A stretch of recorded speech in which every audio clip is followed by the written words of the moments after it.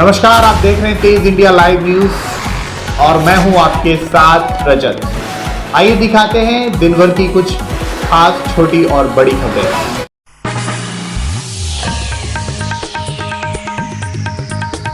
जनपद बिजनौर के किरतपुर में उप जिलाधिकारी नजीबाद एवं क्षेत्राधिकारी नजीबाद ने संयुक्त रूप से सुरक्षा की दृष्टि से ईद उल अजहा के मौके पर ईदगाह परिसर का लिया जायजा। ईदगाह परिसर में निरीक्षण के दौरान वृक्षारोपण का किया कार्यक्रम। आपको बता दें, शुक्रवार को उप जिलाधिकारी विजय वर्धन तोमर व क्षेत्राधिकारी नजीबाद गजेंद्र पाल सिंह ने संयुक्त रूप से ईद उल अजहा के मौके पर सुरक्षा की दृष्टि से ईदगाह परिसर का निरीक्षण किया और वहां पर नगर पालिका द्वारा कराई जा रही सफाई संबंधी कार्यों का जायजा लिया। ईदगाह परिसर में निरीक्षण के दौरान उप जिलाधिकारी नजीबाद व क्षेत्राधिकारी ने ईदगाह पर वृक्षारोपण कार्यक्रम भी किया तथा वृक्षारोपण को पर्यावरण के लिए लाभकारी बताया। वहीं जिलाधिकारी ने जो बाद में जबरदस्त उमर ने निर्देश देते हुए कहा कि ईदगाह के रास्तों में साफ सफाई कार्य में किसी भी तरह की लापरवाही बर्दाश्त नहीं की जाएगी। सफाई नायक सुंदर ने आश्वासन दिया कि ईदगाह व रास्तों की सफाई बिल्कुल चुस्त दुरुस्त करा दी जाएगी और इसमें किसी भी प्रकार की शिकायत का मौका नहीं दिया जाएगा।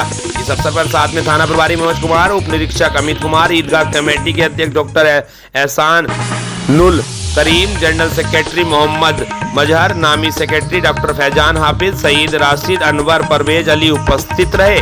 किरतपुर से हमारे संवाददाता निशांत गिरी की रिपोर्ट।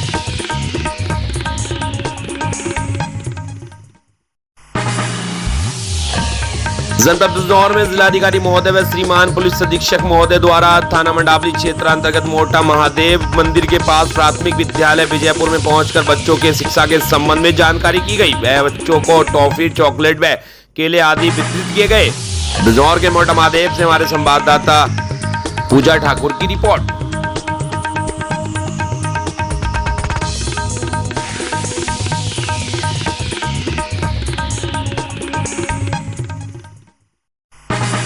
जनपद बिजनौर के धामपुर तहसील क्षेत्र अंतर्गत आने वाले ग्राम पाटली मांडू में पुष्टाहार न मिलने के कारण महिलाओं में रोष व्याप्त। आपको बता दें, नेटोर ब्लॉक के अंतर्गत आने वाले ग्राम पाटली मांडू में 3 आंगनबाड़ी केंद्र हैं जिन पर 3 वर्ष से 6 वर्ष तक के बच्चों के वितरित करने के लिए सामग्री सरकार द्वारा आती है, लेकिन लाभार्थियों का कहना है कि विनोद कुमारी नाम की आंगनबाड़ी हमें किसी महीने पुष्टाहार वितरण नहीं करती और कहती है कि इस महीने उसका आया है, लेकिन यह नहीं चल पाता पता कि आखिर पुष्टाहार आया किसका है। खबर चलने के बाद इसी की जांच करने आज मुख्य सेविका विनोद देवी अधिकारी बनकर जांच करने के लिए ग्राम पाटली मांडू प्राइमरी स्कूल फर्स्ट में पहुंची। उनके सामने भी महिलाओं ने ना मिलने की शिकायत की, लेकिन आपस में मिली भगत होने के कारण अधिकारी बनकर आई मुख्य सेविका विनोद देवी ने किसी भी एक की नहीं सुनी। जो कुछ पैकेट थे वह आशाओं को वितरण कर दिए और बोली कि सामग्री सबको मिलनी चाहिए। उन्होंने कहा कि 39 पैकेट आए थे। उधर लाभार्थियों का कहना है कि 39 पैकेट आए, वह जांच अधिकारी बनकर आई विनोद देवी ने आशाओं को वितरण करा दिए, तो फिर हमारे नाम क्यों लिखे जाते हैं? हमारे नाम को अपात्रों की श्रेणी में डाल दिया जाए और पात्र के नाम से हटा दिया जाए। जब हमारे नाम ही नहीं होंगे तो हम परेशान क्यों होंगे? आशा भी बांटती हैं और आशा ही रख लेंगी तो हम इस परेशानी से बच जाएंगे। इन बातों को सुनकर मुख्य सेविका विनोद देवी जो अधिकारी बनकर जांच करने आई थी वह अपना पल्ला झाड़कर निकल गई। समस्या जो कि वह बनी रही। क्या यही न्याय है? लाभार्थियों का कहना है कि शासन प्रशासन अगर हमारी आवाज नहीं सुनेगा तो जांच दोषियों को सजा दी जाएगी। धामपुर से हमारे संवाददाता नदीम सिद्दीकी की रिपोर्ट। उनके साइन होते हैं तो उन्हें राशन मिलना चाहिए। अगर उसमें रजिस्टर में यही देखेंगे, हम यही देखने आए थे हम, पर यहाँ तो शोर इतना मचा रहे, सुनने को तैयार ही नहीं कोई। तो मेरी कमी निकाल दे। राशन नहीं मिलता, राशन आ रहा है वो आराम से एक बार में नहीं 2 बार में ले लो। इसका आप एक्शन क्यों नहीं ले रहे हो? इस बात का जवाब दो आप एक्शन क्यों नहीं ले रहे हो? एक्शन तो हम तो ले रहे हैं, हर बार फीडिंग करवा रहे हैं और जब आने लगेगा सबका हम सबका दिलवाएंगे। महिलाओं ने आपसे शिकायत करी, सिग्नेचर की शिकायत करी? सिग्नेचर की शिकायत करी है। सिग्नेचर वही करो जिनको मिल रहा है और ये जो कराते हैं तुम इसकी जानकारी निकालो। हाँ, आप अपने आशाओं से जानकारी निकालो। तो दे नहीं रहे, यहाँ तो शोर मचा रहे हैं, यहाँ के बार बार बीच में बोल रहे हैं। और तो आप कितने दिन में जानकारी दे दोगे बताओ? किनको? मैं तो जांच करने आज ही आई थी। अब 39 पैकेट आ रहे हैं तो 39 ही साइन करो तुम। ठीक है, चलो।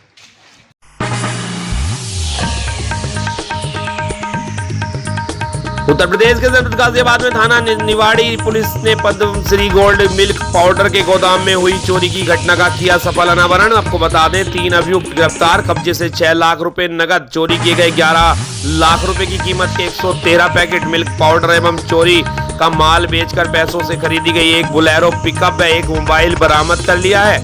गाजियाबाद से हमारे संवाददाता सोमेन राजा की रिपोर्ट।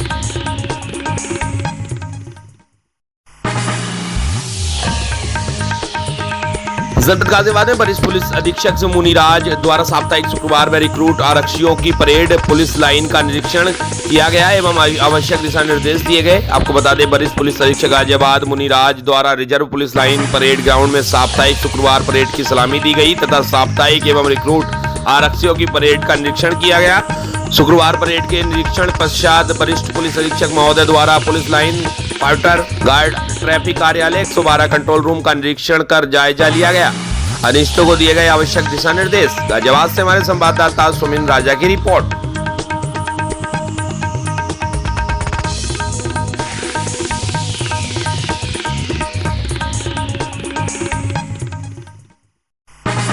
जनपद गोरखपुर के कैंपियरगंज थाना क्षेत्र अंतर्गत ट्रॉली की ठोकर से एक अधेड़ को लगी गंभीर चोट, नहीं पहुंची समय पर एम्बुलेंस। जी आपको बता दें, गोरखपुर जनपद के कैंपियरगंज थाना क्षेत्र अंतर्गत ग्राम सभा मछली गांव के परसोनी टोले पर हुई एक सड़क दुर्घटना में बहादुर पुत्र तमेश्वर जो अपने दरवाजे पर बैठे थे कि ट्रॉली ट्रैक्टर के ड्राइवर ने गाड़ी बैक करने के लिए पीछे किया, जिससे चपेट में आने से उक्त अधेड़ को गंभीर चोट आई। जिसकी सूचना पर मौके पर पहुंची पुलिस ने चौकी मछली गांव की पुलिस टीम घायल को सीएससी कैंपियरगंज भेजने के लिए एम्बुलेंस को फोन किया, लेकिन 1.5 घंटे के बाद भी समय पर नहीं पहुंची एम्बुलेंस तो पुलिस ने प्राइवेट वाहन से भेजने का किया प्रबंध। कैंपियरगंज से हमारे संवाददाता राकेश चौरसिया की रिपोर्ट। दुर्घटना हुई है, ये भैया मजदूर लेकर आए पीछे बैग के लिए वो बैठा था वहीं हुआ।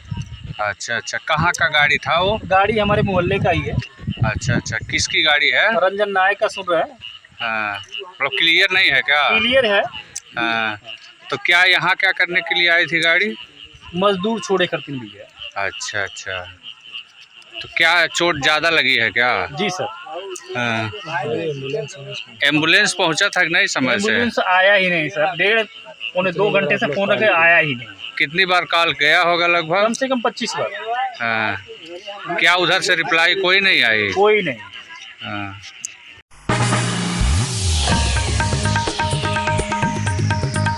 जनपद अयोध्या के थाना इनायत नगर के हरंटीगंज सेमरा गांव में हुए तेज धमाके से हड़कंप मच गया। धमाका इतना तेज था कि धमाके की गूंज से आसपास में अफरा तफरी मच गई। मौके पर पहुंची सीओ मलकीपुर सत्येंद्र भूषण सिंह ने बताया कि इमरान नाम का स्थानीय निवासी जो कि पटाखे बनाने का काम करता था, कल रात अचानक पटाखा बनाते समय बारूद से धमाका हो गया, जिससे उसके घर में आग लग गई और पटाखा बनाने वाला युवक इमरान गंभीर रूप से घायल हो गया, जिसको ट्रॉमा सेंटर रेफर कर दिया गया। धमाके में उसका घर भी क्षतिग्रस्त हो गया। मौके पर पुलिस की जांच टीम को पटाखे बनाने का सामान बरामद हुआ, जिसको कब्जे में लेकर आवश्यक विधिक कार्रवाई की जाएगी।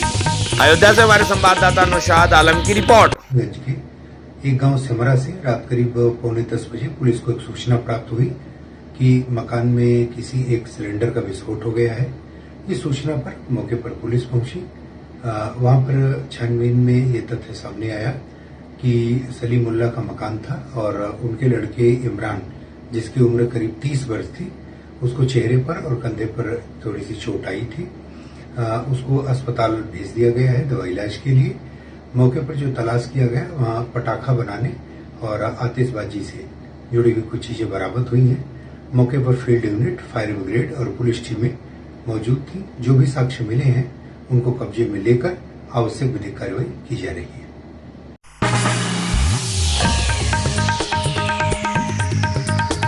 उत्तर प्रदेश के जनपद अयोध्या में बन रहे मर्यादा पुरुषोत्तम भगवान श्री राम एयरपोर्ट के निर्माण का कार्य एयरपोर्ट अथॉरिटी ऑफ इंडिया ने निर्धारित समय से बढ़ा दिया है। अब भगवान श्री राम एयरपोर्ट मार्च 2023 तक तैयार होगा। पहले इसका लक्ष्य दिसंबर 2022 रखा गया था, लेकिन इसका लक्ष्य बढ़ा दिया गया है। हालांकि रनवे का कार्य दिसंबर 2022 तक ही पूरा हो जाएगा। इसमें अतिरिक्त बिल्डिंग में अन्य कार्य मार्च 2023 तक पूरे होंगे।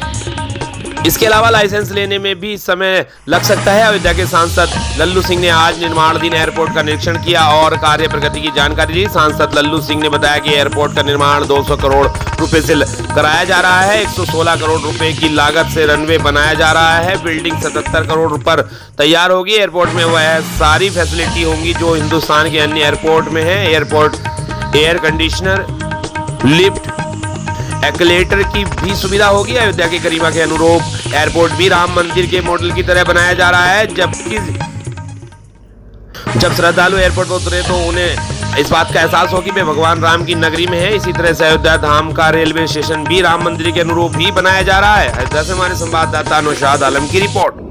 हवाई अड्डा जो बन रहा था, इसको देखने की इच्छा बहुत दिनों से थी, क्या किस प्रकार से काम चल रहा है। आज डायरेक्टर साहब के साथ और यहाँ के अधिकारियों के साथ इसको देखा गया और यहाँ का जो टारगेट है काम को पूरा करने का, वह मार्च तक का है और हमको विश्वास है कि अपने टारगेट को अचीव करेंगे। कुछ इस प्रकार की इसमें काम है जिसके कारण हो सकता है थोड़ा बहुत विलम्ब, लेकिन काम बहुत तेजी के साथ ये लोग कर रहे हैं। किन सुविधाओं के साथ सुविधाएं क्या क्या होंगी इसमें और क्या व्यवस्था? जो भी हवाई अड्डे पर सुविधा सब जगह है वो सारी सुविधाएं यहाँ पर रहेंगी और मंदिर मॉडल का है रेलवे स्टेशन बन रहा है, हवाई अड्डा बन रहा। कितने लागत से तैयार है? लगभग 200 करोड़ रुपए की अभी तक की लागत इसकी है। कब तक इसके तैयार हो जाने की उम्मीद? कह तो रहे मार्च तक टारगेट है इन लोगों का पूरा करने का। रनवे दिसंबर तक पूरा करेंगे, बिल्डिंग मार्च तक करेंगे, लेकिन हमें मान के चलते हैं कि 2-3 महीना और आगे बढ़ सकता है।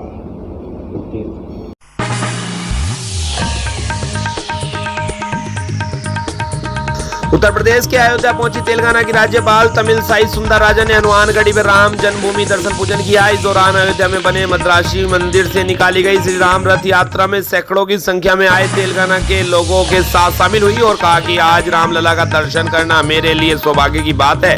वहीं मीडिया से बात करते हुए तेलंगाना की राज्यपाल तमिलसाई सुंदरराजन ने कहा कि कुछ तमिल भाषी लोगों के धार्मिक आयोजन में भाग लेने पहुंची थी। इसके साथ पिछले 60 वर्षों से जुड़े हुए हैं भगवान राम, लक्ष्मण, सीता और हनुमान की प्रतिमा के रथ पर सवार होकर नगर भ्रमण के लिए निकाली गई। पूरे देश के आशीर्वाद मांगा है। हनुमानगढ़ी और राम जन्मभूमि दर्शन पूजन कर रही हूं और मेरे सौभाग्यशाली हूं कि मुझे आज यह मौका मिला है कि मैं बहुत खुश हूं। मैंने भगवान से कोरोना के समापन के लिए आशीर्वाद मांगा है, सभी लोग सुरक्षित रहें और कोरोना समाप्त हो।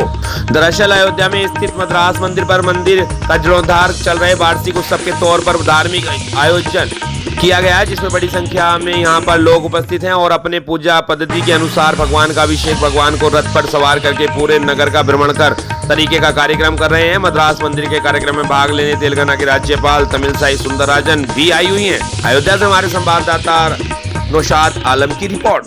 The society which is serving the country, they are very good in trade, patriotism, and they have served the country for quite a long time, and they are serving, they are all religious, they respect the religious sentiment of this country, and they are much cultured, they respect the culture of the country, and I am very happy to attend the chariot festival. This chariot is done within 63 days at Tamil Nadu, and after 60 years this chariot is going to run in the streets of Ayodhya, and I am really very happy.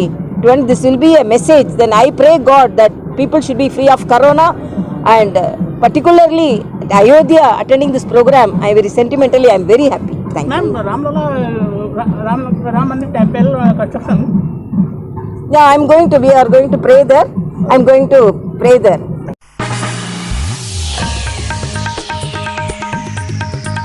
Uttar Pradesh के जनपद प्रयागराज में बदमाशों के हौसले बुलंद, लगातार लूट पे लूट की घटनाओं पर दे रहे हैं अंजाम, पुलिस खामोश। आपको बता दें, बकरे से भरी पिकअप गाड़ी को बाइक सवार बदमाशों ने असले के दम पर लूटकर हुए फरार। नेशनल हाईवे पर फतेहपुर से बनारस की तरफ जा रही थी बकरे से भरी पिकअप गाड़ी। 40 बकरा और पिकअप गाड़ी लूटकर बदमाश हुए फरार। मोहम्मद इमरान की तहरीर पर पुलिस ने लूट का मामला किया दर्ज। 2 दिन पहले बाइक सवार बदमाशों ने ट्रक ड्राइवर से भी की थी लूट, जिसकी सूचना पर जा रही पुलिस जीप नाले में जा गिरी। एक दरोगा सहित 2 पुलिसकर्मी हुए थे जख्मी। तरवई पुलिस को बदमाशों दे रहे लगातार चुनौती, पुलिस की नाकामी लगातार आ रही सामने। एसएसपी के चेतावनी के बाद भी तरवई पुलिस में नहीं आ रहा सुधार। तरवई थाना क्षेत्र के नेशनल हाईवे बसमहुआ गांव के पास का पूरा मामला। प्रयागराज से हमारे संवाददाता दयाशंकर पांडे की रिपोर्ट।